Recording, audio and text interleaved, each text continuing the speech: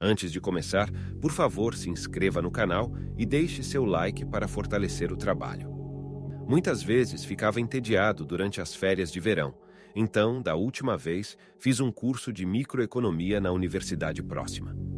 Eu morava em uma cidade pequena e bem distante, então sempre pegava o trem para ir e voltar. A viagem durava cerca de meia hora e os trens sempre atrasavam, então eu costumava ler jornais descartados para passar o tempo. E foi na minha segunda semana quando testemunhei o primeiro suicídio. Era uma típica manhã de segunda-feira. A estação estava desolada, exceto por algumas pessoas descontentes que se deslocavam para o trabalho. Eu estava sentado em um banco, esperando o trem quando um homem de terno e pasta entrou na plataforma. Por alguma razão, seus olhos se encontraram com os meus e ele sorriu. Seus olhos eram pretos e isso me assustou. Sorri de volta e voltei a ler meu jornal. Momentos depois, ouvi um grito de gelar o sangue. O homem pulou nos trilhos. Os passageiros tentaram convencê-lo a sair, mas ele não se mexeu. O trem chegou 1 minuto depois e pronto. Li sobre isso no jornal do dia seguinte. Fiquei muito chocado com todo o incidente, mas não deixei que isso me desanimasse. De qualquer forma, sempre tive um nicho para coisas mórbidas. E pelo menos agora tinha uma história para contar. Um segundo incidente ocorreu apenas 3 semanas depois, no meu último dia no curso de microeconomia. Eu estava comprando um lanche na máquina de venda automática quando uma mãe carregando um carrinho saiu correndo da borda da plataforma e caiu nos trilhos. Infelizmente, este foi um daqueles raros momentos em que o trem chegou na hora certa. A manchete do dia seguinte dizia: Mãe e filho morrem em homicídio-suicídio na estação ferroviária de Marlton. Com 2 incidentes separados em 1 mês, as autoridades pareciam preocupadas com o fato de a estação estar se tornando um foco de suicídio. Eles instalaram câmeras CCTV e um botão de emergência para o caso de alguém cair na pista. Ainda assim, a maioria das pessoas pensava nos incidentes como nada mais do que uma trágica coincidência. Mas eu não. Acredito muito no paranormal e senti que algo mais sinistro estava envolvido. Pela forma como o homem com a pasta olhou para mim, parecia que estava possuído. Além disso, a mídia noticiou que ambos os indivíduos não tinham histórico de deprê ou doença mental, e ambas as famílias ficaram perplexas quanto ao motivo pelo qual seus parentes cometeram tais atos. Tive medo de que mais chegassem e senti o dever moral de tentar manter a guarda tanto quanto possível. Não foi difícil convencer minha família a me inscrever em outro curso universitário, desta vez de psicologia social. Eu escolhi um desses grandes cursos especificamente para que eles não verificassem se eu estava presente. Eu estava correndo um grande risco, porque sabia que se minha mãe descobrisse, ela provavelmente me mandaria para a ala psiquiátrica novamente por agir como louco. Trouxe óculos escuros, dinheiro, jornais não lidos, binóculos e roupas extras para o trabalho.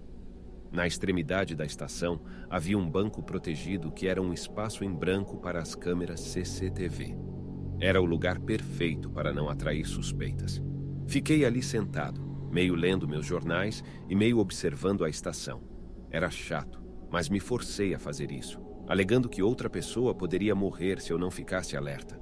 Foi na minha segunda semana de observação que notei meu colega Andrew na plataforma. Eu já havia comentado com ele que estava fazendo um curso universitário, então não podia arriscar que meu disfarce fosse descoberto.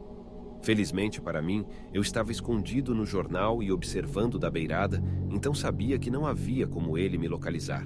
Parecia estranho que ele chegasse naquele momento. Havia apenas cerca de 5 outras pessoas na estação, e eu sabia que o próximo trem só chegaria às 16h. Eu apenas fiquei lá, observando-o. Andrew estava parado perto da borda da plataforma. Ele parecia desorientado e comecei a ficar preocupado. Era como se ele estivesse esperando que algo acontecesse. Decidi estragar meu disfarce. "Ei, Andrew, como você está, cara?" Eu gritei. Nenhuma resposta.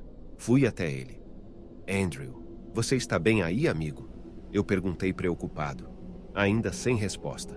Coloquei minhas mãos em seus ombros e ele imediatamente se virou, me assustando. Seus olhos eram quase todos pretos e ele estava sorrindo. "Andrew, você está aí?" Eu sussurrei com medo.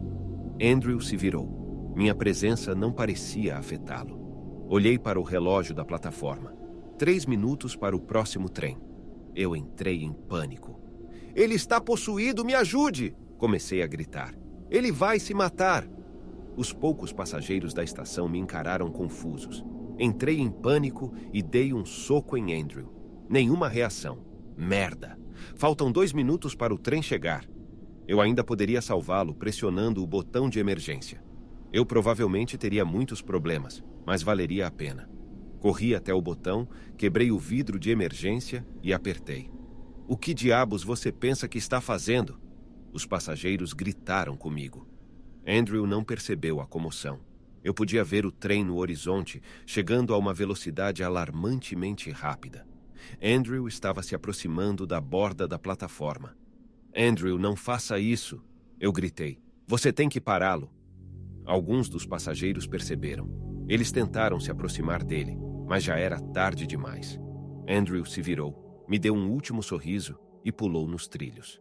Mais tarde, soube na delegacia que o botão de emergência não estava funcionando e ainda estava em processo de instalação. Eu ainda estava abalado com o incidente e só queria voltar para casa, mas a polícia estava interessada na minha opinião sobre os acontecimentos. Fui levado para uma pequena sala de interrogatório onde fui apresentado a um oficial idoso. Eu poderia dizer que ele era experiente por seu uniforme. Ele pegou um gravador e colocou-o no centro da mesa. Mike, meu nome é Detetive Hopkins e irei entrevistá-lo no caso relacionado ao suicídio de Andrew. Atualmente você consegue responder a perguntas? Sim, falei. O que você estava fazendo na estação de trem a essa hora? Ele disse. Parece estranho, mas eu estava... Tive medo de que mais pessoas pulassem nos trilhos e queria ficar de olho. Falei. Hã? O que fez você pensar isso? Ele disse. Todos os incidentes. Algo neles parecia antinatural. Nunca se sabe. Falei. Não natural como? Ele disse. Os olhos da primeira vítima. Eu estava lá quando ele morreu. Eles pareciam pretos, como se estivessem possuídos. Os olhos de Andrew também eram assim. Falei. Eu vejo aqui nos seus registros que você já foi tratado por problemas de saúde mental, certo? Ele disse. Eu não sou louco, sei o que vi. Falei. Sim, eu acredito em você, mas ainda sou obrigado a saber. Ele disse.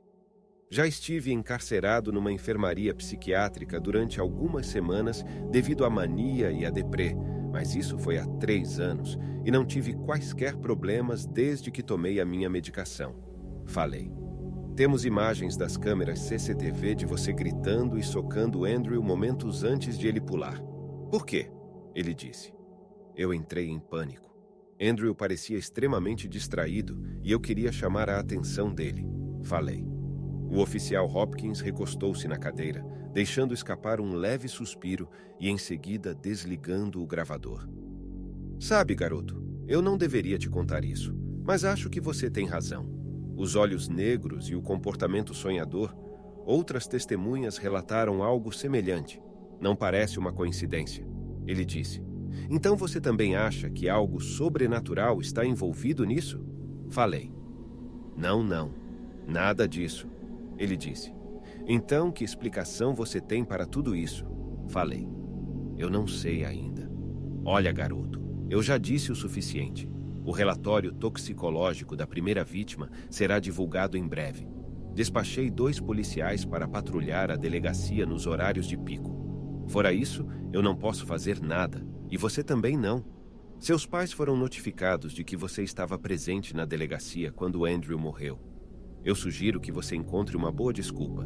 Você está livre para ir, ele disse. Meus pais me pegaram na estação de patrulha. Fiquei muito traumatizado e eles tentaram me animar. Menti para eles que acidentalmente deixei meu moletom com dinheiro na universidade, então estava tentando viajar de volta para buscá-lo. Eles foram muito compreensivos e empáticos. Meu curso universitário foi cancelado e minha mãe tirou folga do trabalho para ficar comigo. Ela fez minha comida favorita e constantemente me examinava, já que ela era psiquiatra. Fiquei aliviado por estar em casa, mas ainda extremamente arrasado por causa de Andrew. O policial me disse que estavam investigando e que não havia mais nada que eu pudesse fazer. Passei a maior parte dos meus dias sentado em frente ao computador, atualizando o site de notícias local. Eram 16 horas de sexta-feira quando uma nova manchete em negrito azul apareceu no meu computador. Polícia prende suspeito em conexão com suicídio na estação ferroviária de Malton. Meus olhos percorreram a tela. O homem, que se acredita ter trabalhado na estação ferroviária, é acusado de adulterar a máquina de venda automática. A prisão ocorre depois que a polícia anunciou que uma quantidade significativa da droga Lorel foi encontrada nos relatórios toxicológicos das vítimas. A droga é conhecida por causar alucinações, distração, falta de resposta, visão embaçada e aumento das pupilas. Eles fizeram isso, eu pensei. A polícia deve ter finalmente resolvido o problema. Mas ainda assim, muitas perguntas permaneceram sem resposta. Continuei atualizando o artigo, mas nenhuma atualização foi adicionada ao longo do dia. Eu estava preparando o jantar com minha mãe quando recebi uma ligação da delegacia. Era o oficial Hopkins, e ele pediu que eu fosse à delegacia. Minha mãe me levou até lá. Fui levado a uma sala de testemunhas, do tipo que você vê nos filmes. Atrás do vidro estavam vários homens de meia idade. "Você é fã de suco de abacaxi?" O oficial Hopkins me perguntou. "Abacaxi? Não, por quê?" eu respondi. "Achamos que foi assim que ele administrou as drogas", continuou ele. "Suco de abacaxi na máquina de venda automática. Alguém chega e pensa que alguém estava correndo para pegar o trem e perdeu sua bebida. Agora, isso é importante. Quero que você olhe com atenção e veja se reconhece algum desses homens", ele disse. Observei de perto. A pessoa da direita era familiar. Ele parecia frequentar regularmente a estação de trem. Então disse: "Certo, esse cara, ele é frequentador assíduo da estação de trem. Tem certeza que..." "Positivo", falei, interrompendo o oficial. "Tudo bem, obrigado", ele disse. O oficial Hopkins me conduziu para fora. Poucos dias depois, o noticiário informou que o mesmo homem que apontei havia sido preso como principal suspeito. Várias testemunhas e câmeras CCTV o capturaram inserindo suco de abacaxi no distribuidor da máquina de venda automática. Semanas depois, o homem foi considerado culpado de 4 acusações de homicídio por um júri. Ele está atualmente cumprindo prisão perpétua e não é elegível para liberdade condicional. Ainda verifico o caso de vez em quando, mas, francamente, estou feliz que tudo tenha acabado. Mas agora tenho que ficar sempre atento para que ele não abra a boca, dizendo que eu é que o forneço o suco. Se inscrevam no canal e bye bye, my friends.